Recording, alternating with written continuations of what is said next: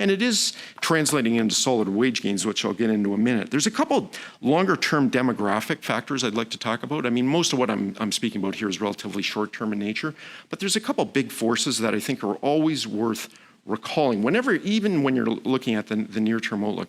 One is Canada had the most extreme baby boom in the world, and the left-hand chart captures that, and it didn't peak until the late 1950s, early 60s.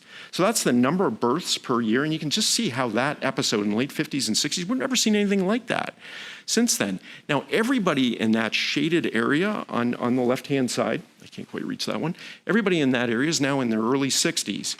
The traditional retirement age in Canada is 65. It is still the median retirement age. That number matters. So you got this great mass of people who are now in their early 60s marching towards retirement.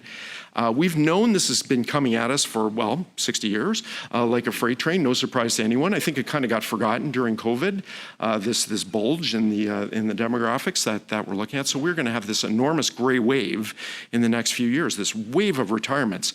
The other point there is look at what happened to the birth rate in the mid-60s. It then plunged. So we're going to have this wave of retirements in the next 5 years, and then it goes away as an issue. It just doesn't matter anymore after the next 5 years or so for the labor force. In their infinite wisdom and knowing this gray wave was coming at us, this is one of the reasons why Ottawa has been so very aggressive in their immigration targets on the right-hand side, the population growth.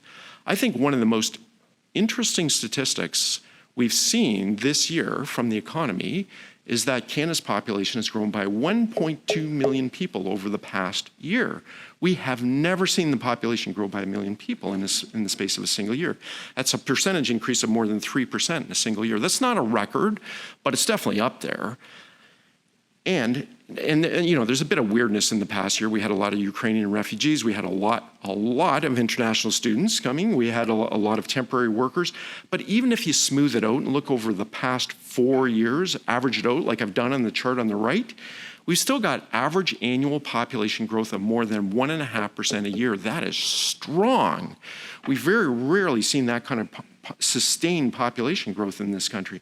Now, the other point on there is look at what our neighbors to the south are doing, the green line. They're going in absolutely the opposite direction. The last 4 years, their population has only grown by 0.5% a year or less. That's as low as we've seen in more than 100 years. You have to go back to World War I since U.S. population was growing that slowly. That is really unusual to have such a wedge between the population growth between the two economies. Now that matters for all kinds of things. It matters for things like auto sales, you know, even the number of cell phone contracts that are sold each year. It definitely matters for the job market, how many jobs we need to create each month just to keep the unemployment rate steady. And of course, it matters for the housing market, just in terms of housing demand. You know, the pressure on the rental market, for instance, it really matters on that front, probably more than any other.